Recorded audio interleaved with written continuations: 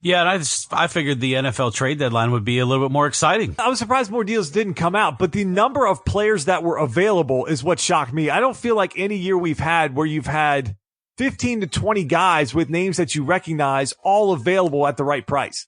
Yeah, for sure. It just didn't seem to have the pizzazz that it normally does. And some of these teams that need pieces drastically, there wasn't any movement. So look at a team like the Eagles, whose defense is terrible, or the Chiefs, whose defense is probably, even when Mahomes comes back, their defense is what's going to hold them back. And yet there was no moves for some of these players that I felt like for the right price could change teams. Yeah, I mean, Denver, the talk was Chris Harris Jr. was available for a second, and the Eagles had made phone calls, but they didn't want to give up a second because he's going into a contract year. So you're basically renting him for 8 games. And for the Eagles, it wasn't worth it. I don't know. You get him in your building. We've seen this happen before. You take a chance. We saw it happen with even Paul George for the short time he's in Oklahoma City, but no one thought he was going to resign there at all. And the fact that he went there and he liked it. So maybe Harris goes there on the deal. He likes it there. They have the money to be able to offer him a deal, and he stays, and you fix an issue with your secondary, but because that issue is going to last, that's going to lag into next year too, Eric. Unless they draft really well, their secondary is a disaster for Philly. And if you have a chance to go get a guy that can fix it, then maybe you have to overpay for him a little bit for 2 years. But if you've got this window with Wentz and you've got some of these pieces around him right now, why not just go all in for 2 or 3 years? I don't necessarily understand their thought process. Like coming into Sunday night, they got that win and it was like, oh, we're playing with house money. We're going to make a really exciting move. And they make some phone calls and then they don't ever pull the trigger on a deal. So we talked about the NFC is very open right now. And we still only played a half a season of football. You have no idea what injuries can come up. Rodgers has not exactly been the healthiest guy over the years. What is San Francisco going to look like when they play some of these good teams? If the Eagles get into the playoffs, who's to say they couldn't make a run at a Super Bowl if they fix some of their deficiencies? But they didn't do it. I just don't understand why. You're taking a second round pick and you think you're going to be able to find a guy better than Chris Harris Jr. that you need on the field this year? That didn't make any sense to me, Eric. Yeah, and that's why the Patriots are who they are because, for Mohamed Sanu, they're not afraid. They're not afraid at all. And Mohamed Sanu will play a part in this season at some point because that's just how Belichick works. He'll have him plugged in and he'll have a couple of big games when teams are scheming for Edelman. They won't see the Sanu angle coming and he'll burn them. But Belichick's the same way. He's happy to take something now rather than the promise of what's in a draft pick that's an unknown quantity. And so he'd give up a draft pick to get Sanu to guarantee that Tom Brady and this team can make another Super Bowl run right now. I thought a second round pick was high for Sanu. I thought with that they could have gone and maybe gotten a better wide receiver than Sanu. But I think for what he does, a guy that's not afraid to block, he can play multiple positions. He can play inside, outside for them. And look, at Brady, what he's done, he's not throwing the ball deep a lot. So needing a burner or somebody to stretch the field, that's great. But Brady's not throwing the ball down the field, and he really hasn't done a lot of that anyway. So I think for them, it's that forward-thinking process. Okay, Gronkowski left. We've really not had a threat across the middle. We haven't had our blocking has been down. We're beat up at tight end. We've lost our fullback. So what can we add in? Okay, we can add in a wide receiver that we've seen can also throw the ball. So that gives us a little bit of extra things that we can do in playoff games when we need a big play, a trick play. It gives the defense something else to think about. And a guy that's not afraid to go over the middle to get those 3rd and 6 conversions to keep moving the sticks in a playoff game when it's cold and you're trying to run the football and the deep ball's not working for anybody. And it's just about maintaining drives and getting points. I think that's what they saw in Sanu, a guy that could just fill in that role. Not that he's a tight end and as big as Gronkowski, but he can do some of the similar things in blocking and scheming and what they can actually do with him. And then you throw in, what is N'Keal Harry going to do once he comes back? Are they going to be able to get him in the offense? Is he going to be able to have a role with this team? And then I still think their big deficiency is at the tight end position. I think that's the one I thought that maybe they try to make the trade and get OJ Howard or do something there because they're really beat up anyways. Every tight end they've brought in seems to get hurt. They got rid of Watson. They brought him back, but Ben Watson's been playing for over a decade. So what is he going to be able to really bring this team? Not the threat that Gronkowski could bring them in the pass game. So I think that's the one hole on this team. But I alluded to it there earlier when we were talking NFC. I don't feel like the Patriots have been challenged all year. I think that they haven't gone through that September, October swoon that we usually see because the schedule has been so bad that they've just defensively been able to overwhelm teams. And now when you look at their next 5 opponents, they're Ravens, Eagles, Cowboys, Texans, Chiefs. So another team, Eric, that's going to get tested in the next 5 weeks. When you look at those 5 games, what do you think the Patriots come out of that mix at? Are you thinking more like, can they stay undefeated? Is it more 4-1, 3-2? Where's your mindset at when you look at that? I think that defense is still just as good as everyone thinks they are, even when they play better teams. So I think teams like the Eagles, who offensively aren't sure from week to week, I think the teams like Dallas, who seem to be beatable, I think they still lose to the Patriots.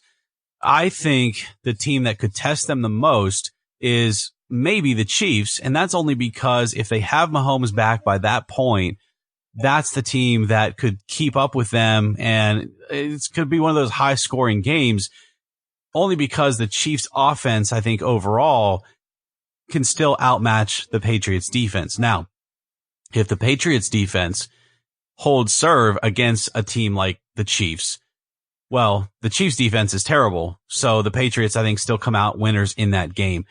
This is a stretch to me, Justin, and to your point, this is a tough stretch. It's the toughest stretch by far in their season.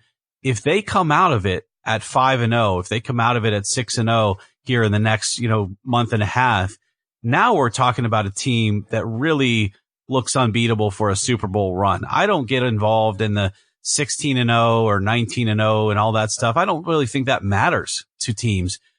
They've done that before. They've been 16-0 before, and guess what? They lost the Super Bowl. So I don't think that's as sexy to them as everyone thinks it is. I think Belichick would go 14-2 or 15-1 in a heartbeat if you told him he could have the Super Bowl ring.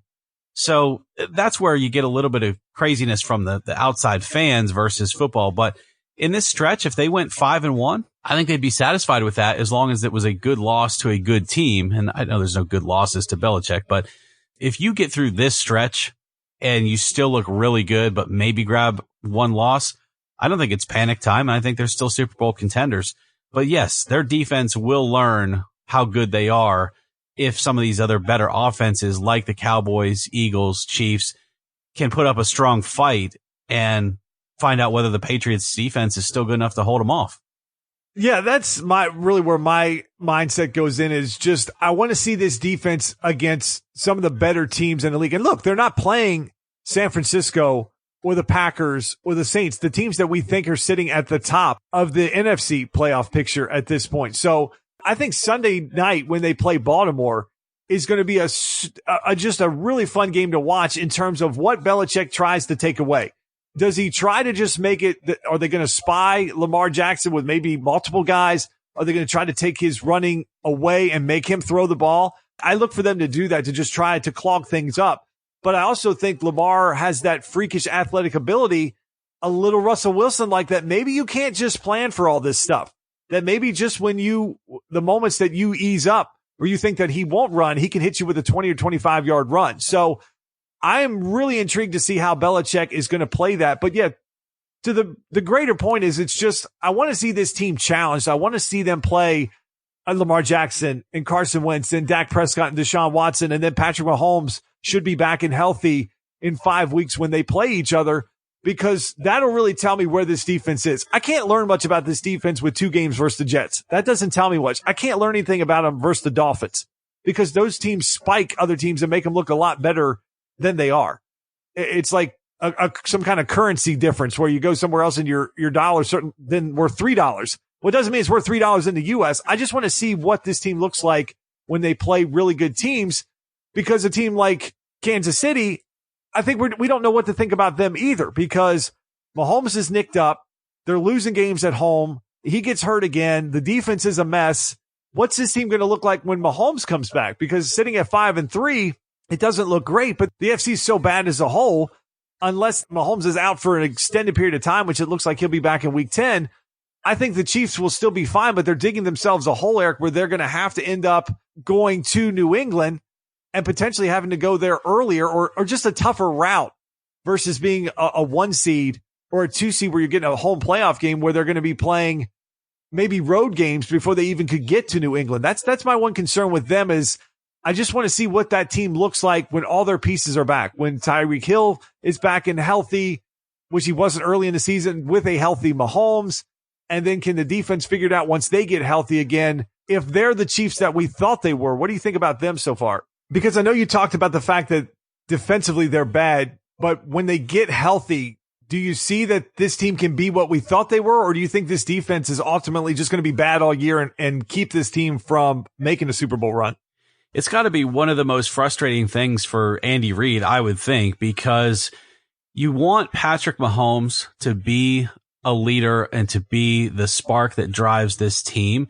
But we've seen over the past couple of weeks that it's like if he's out or if he's hobbled, it appears to me that there's so many other parts of this team that are emotionally uninvested in the game. And I don't want to put that on any NFL player. I don't think that's probably true. But the attitude of this team is just so tied to whether or not Patrick Mahomes can be Superman for them that I think it affects them. I'm not saying Moore has done a bad job during this stretch. And look, you have to be able to take next man up when one of your stars goes out. This defense looks absolutely defeated anytime that other teams start scoring points on them when they don't have hope that Mahomes can bring them back.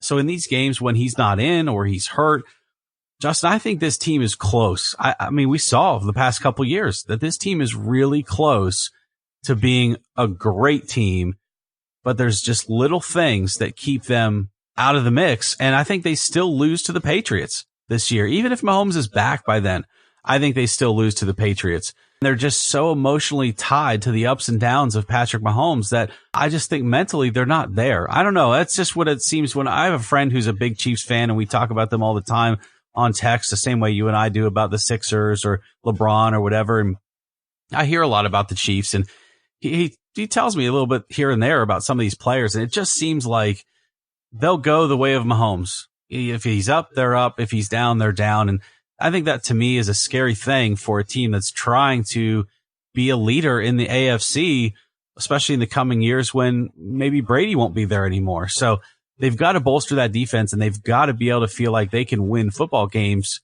no matter what's happening behind the quarterback position. Well, Eric, luckily for them, they're in the AFC West. That is awful. So I think they'll be fine to make a playoff run. It'll just be getting healthy and what this team's going to look like there. We're going to take a short break, come back, talk a little NBA. It was a big night on Wednesday night. Lots of news coming out of the NBA with some of the top teams in the league, and maybe end the show with a little NASCAR. Everybody's fighting, Eric. Everybody wants to throw down. So we'll talk about that when we come back.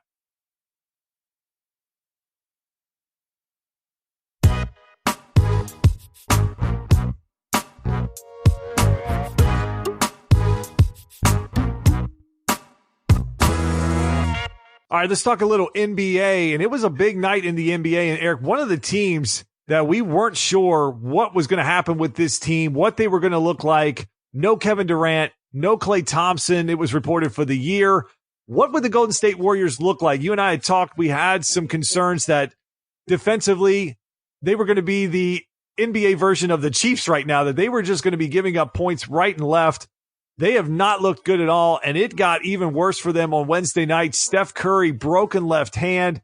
He is out for right now what's being called an indeterminate amount of time on a team that already just doesn't look very good. They don't play defense, don't have a lot of depth. They're even got injuries with some of the guys they brought in, like Willie Cauley-Stein, that's not at full strength for them right now. So, Eric, they moved into a very expensive building and a very expensive piece of land, and they've got a lot of people paying a lot of money to come see them, and they are not what we've seen for the last 5 years. So what does this Warriors team do now and going forward?